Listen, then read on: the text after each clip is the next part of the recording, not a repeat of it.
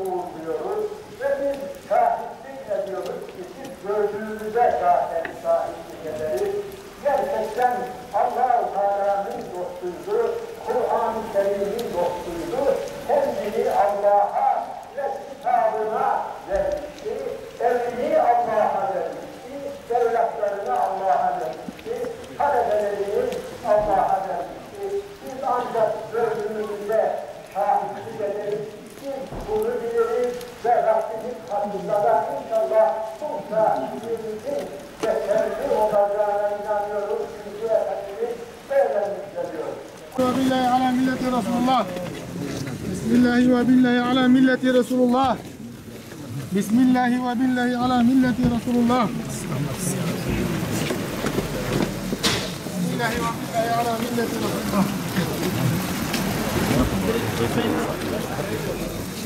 Bismillahi ve billahi ala milleti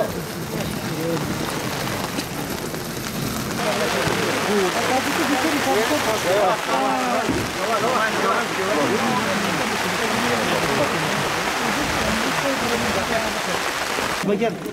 O ağaç sen bu tarafa gel.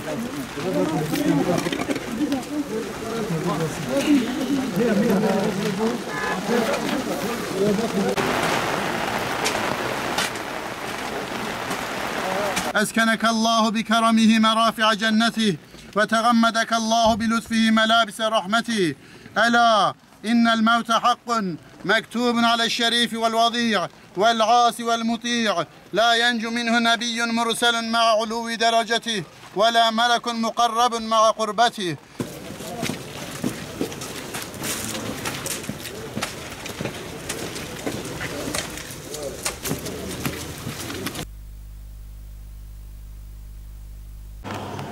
وَلَكُمْ فِيهَا مَا تَشْتَهِي أَنفُسُكُمْ وَلَكُمْ فِيهَا مَا تَدَّعُونَ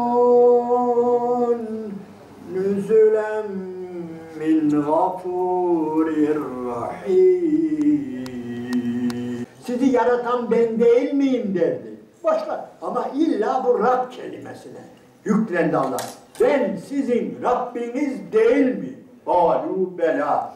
Biz de evet dedik. Ondan sonra dünyaya geldik. Acaba orada verdiğimiz sözü tutuyor muyuz?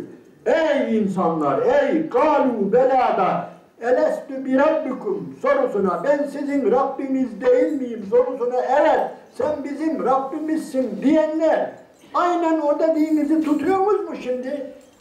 Bu dünyada da Rabbimiz Allah'tır. Dikkat edin. Geldiğimiz yerde men Rabbuke deniliyor.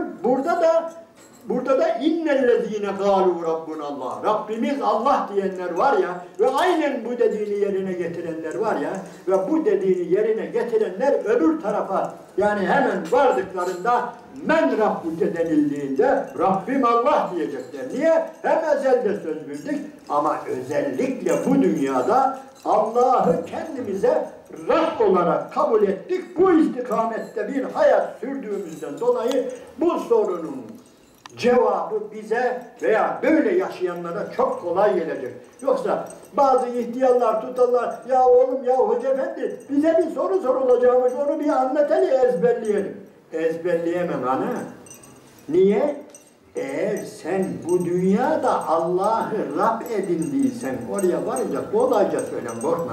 Ama sen modayı Rab edindiysen, bilmem alkışı Rab edindiysen, konu komşunun gınamasını Rab edindiysen, firavunları Rab edindiysen, başka bilmem neleri Rab edindiysen, yani kimin düdüğüyle yatıp kalktıysan, senin Rabbin odur. Yani sen iyi bu dünyada kafirlerin, zalimlerin, modanın, şunun, bunun bir dediğini iki etme, öbür tarafa varınca benim Rabbim Allah diyemem ki. Dedirmezler ki sana. Kolay değil bu. Kimin düdüğüyle yatıp kalktıysan bu dünyada o senin Rabbindir diyor. Onun için ısrarla Rabbimiz bize innellezine kâlû rabbunallah diyor. Hem bu sualin cevabını inşallah üstadımız, hocamız kolay vermişler. Zaten birinci kısımda okuduğumuz var ya, susturun şu Kur'an'ı, susturmayacağım bu Kur'an'ı diyen bir insan. Allah'ın sevdiği bir ameli durmadan ömür boyu işleyen muhterem hocamıza Rabbim mağfiret talep etsin. Rabbim rahmetiyle karşılasın.